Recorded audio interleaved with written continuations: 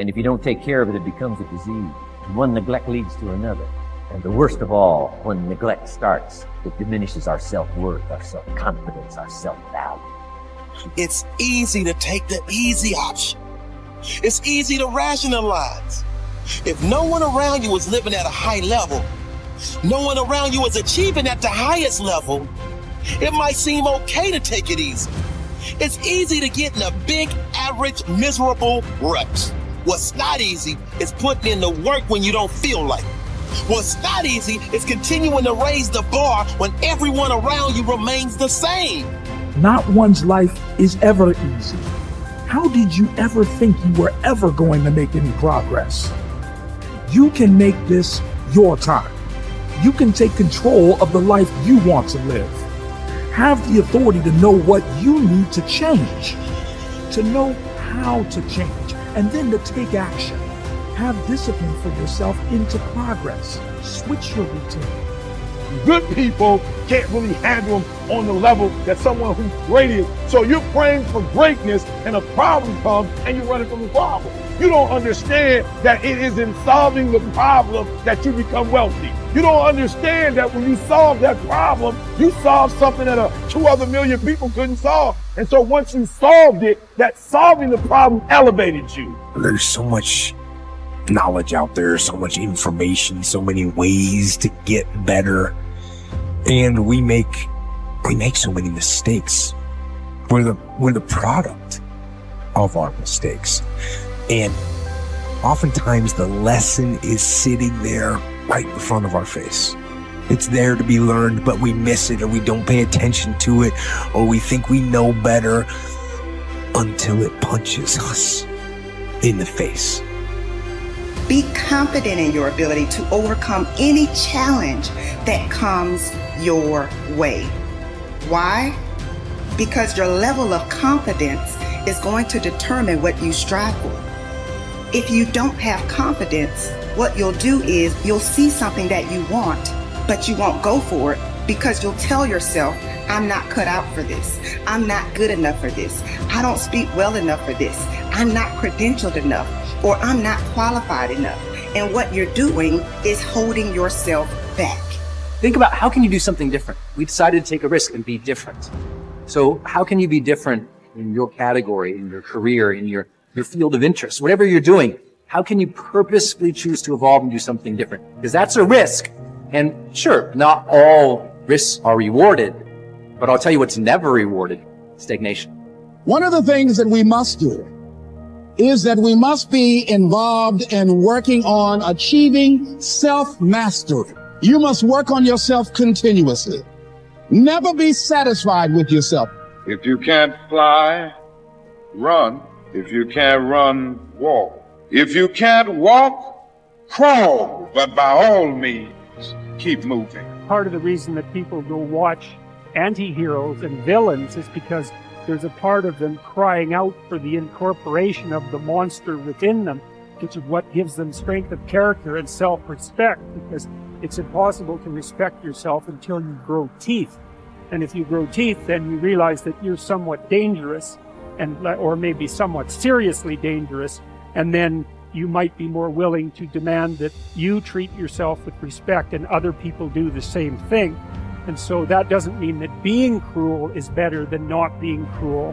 What it means is that being able to be cruel and then not being cruel is better than not being able to be cruel. Because in the first case, you're nothing but weak and naive. And in the second case, you're dangerous, but you have it under control. And a lot of martial arts concentrate on exactly that as part of their philosophy of training. It's like, we're not training you to fight. We're training you to be peaceful and await and avoid fights. But if you happen to have to get in one, and I guess the philosophy also is that if you're competent at fighting, that actually decreases the probability that you're going to have to fight, because when someone pushes you, you'll be able to respond with confidence, and with any luck, and this is certainly the case with bullies, with any luck, a reasonable show of confidence, which is very much equivalent to a show of dominance, is going to be enough to make the bully back off. And so the strength that you develop in your monstrousness is actually the best guarantee of peace. And that's partly why Jung believed that it was necessary for people to integrate their shadow. And he said that was a terrible thing for people to attempt, because the human shadow, which is all those things about yourself that you don't want to realize, reaches all the way to hell. And what he meant by that was, it's through an analysis of your own shadow that you can come to understand why other people are capable, and you as well, of the sorts of terrible atrocities that characterize, let's say, the 20th century. And without that understanding, there's no possibility of bringing it under control. It's also partly why the path to enlightenment and wisdom is seldom trod upon, because if it was all a matter of following your bliss and doing what made you happy, then everyone in the world would be a paragon of wisdom. But it's not that at all. It's a matter of facing the thing you least want to face, as the gateway to wisdom and the gateway to the development of personality, which is exactly the same thing, is precisely through the portal that you do not want to climb through. And the reason for that's actually quite technical. This is a Jungian presupposition too, is that, well, there's a bunch of things about you that are underdeveloped, and a lot of those things are because there's things you've avoided looking at because you don't want to look at them, and there's parts of you you've avoided developing because it's hard for you to develop those parts. And so it's by virtual necessity that what you need is where you don't want to look, because that's where you've kept it. The starting point of setting goals is for you to throw off all mental limitation and let your mind roam freely across the entire universe of possibilities. Your primary job at the beginning is to allow yourself to dream big dreams and determine exactly what it is you want out of life in every area and in every dimension. Decide what's right before you decide what's possible. Imagine that you can be or have or do virtually anything that you really want to, as long as you know exactly what it is. First, make up a dream list. Temporarily imagine that you have no limitations of time, money, knowledge, contacts, experience, or education. Imagine that anything that you can write down is possible for you. Remember, anything that you can clearly define and crystallize on paper is probably possible if you want it long enough and hard enough and are willing to make whatever efforts and sacrifices are necessary. There are no unrealistic goals, only unrealistic timelines. The very act of writing your goals down sets the whole universe to work in your favor and activates all the mental laws to help you. In fact, many people have had the experience of writing out a list of goals on New Year's Day, putting them away and not referring to them again until the end of the year, and then finding that 80% of the goals have been achieved, sometimes in the most amazing ways. The very act of writing down big, challenging goals causes three things to happen. First, your self-concept improves and your self-confidence goes up immediately. The act of setting goals requires self-confidence and simultaneously builds self-confidence. Having the courage to write down what you really want improves your self-image and raises your self-esteem. The action itself generates a feeling of greater personal power and ability. Second, tap into your mental and emotional powers. Goal setting actually gives you a burst of physical and mental energy. Your heart rate and your respiratory rate speed up. The very act of goal setting is inherently exciting. It sounds a little corny, but someone once said, feeling listless. Make a list. It's true. It's like stepping on the accelerator of your own mental and physical potential. And if you do it every day, the results can be amazing. Third, commit it to paper. The very fact that you have committed a goal to paper dramatically increases the likelihood that you will achieve that goal. Your mind is structured in such a way that you cannot write down a goal clearly on paper without simultaneously having the ability to somehow attain it. The most important question is, how badly do you want it?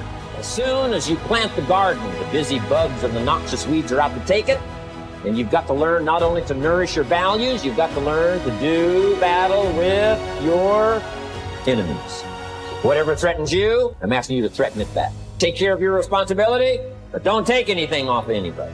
Somebody wants to destroy your chances for a good future by their negative talk, negative thinking, putting it all down, I'm telling you, walk away if you have to, walk away. Whatever threatens you, threaten it back. Whatever threatens your opportunity, threaten it back. Now, some of our enemies are on the outside. But here's the most important thing to understand. Some of our enemies are on the inside. Let me give you a quick list. Indifference. You got to do battle with your own indifference. Boy, it's easy to coast, especially if you've accomplished something, extraordinary. Now, somebody says, I got to relax. Here's the key. Not too long. The weeds will take all you plant. If you rest too long, don't rest too long. Indecision. You got to make those decisions. The ones that don't turn out to be good gives you experience to make better decisions. Don't let much time go by without making some decisions. The ones that you can make quickly, make them quickly. The ones that take time, take your time to get those decisions made. Don't let indecision be an enemy, rob you of the future, empty your bank account, leave you with zero in the purse. Don't let that happen. The next one is doubt. But I'm asking you not to pick up all those doubts. I'm asking you to have some faith, have some courage, believe, drive your doubts into a small corner. Don't let them loose like a mad dog, drive you into a small corner. Don't doubt the future. Don't doubt the possibilities. Here's the most important one of all. Don't doubt yourself. If I've got miracle working power to change my life, so do you. If I've got the ability to change, so do you. If I've got the ability to read, so do you. If I can discover, so can you. If I can grow, you can grow. If I can develop, you can develop. If I can get an invitation like I got 6 years ago, help take something around the world, so can you. If I can stand on this platform, Idaho farm boy raising obscurity, so can you. I'm asking you, don't sell yourself short.